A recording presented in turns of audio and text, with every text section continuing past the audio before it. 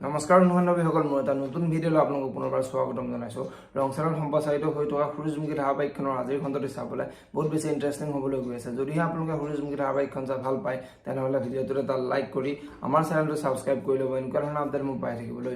সূৰুযমুখী ধাৰাবাহিকখনৰ যোৱাটিখনত দেখিবলৈ পাইছিলে সোণাই চিন্তা কৰি আছিলে আৰু শেৱালীয়ে সোণৰ ওচৰলৈ আহি তুমি দাদাৰ কথাটোৰ বাহিৰেও কিবা বেলেগ চিন্তা কৰি আছা নেকি বুলি সোণক সুধিছিলে।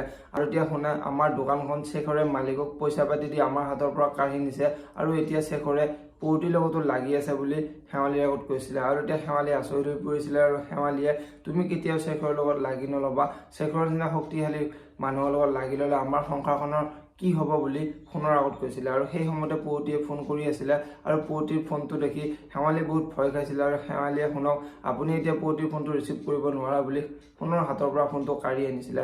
আৰু তেতিয়া শুনাই তুমি কেতিয়াৰ পৰা ইমান স্বাৰ্থপৰ হ'লা বুলি শেৱালীক সুধিছিলে। আৰু তেতিয়া শেৱালীয়ে মোৰ সংসাৰখনৰ বাবে আৰু মোৰ ছোৱালীটোৰ বাবে মই এতিয়া স্বাৰ্থপৰ হ'বলগীয়া হৈছে বুলি ফোনৰ আগত কৈছিলে।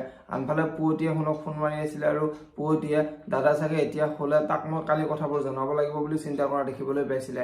আৰু আজিৰ খণ্ডটিত আপোনালোকে দেখিবলৈ পাব শেখৰে আকৌ পৌতিলৈ ফোন কৰি থাকিব আৰু পৌতিয়ে বহুত ভয় খাব আৰু পৌতিয়ে সোণলৈ ফোন কৰি শেখৰে যে তাইক ফোন কৰি ডিষ্টাৰ্ব কৰি আছে সেই সকলোবোৰ কথা সোণৰ আগত ক'ব।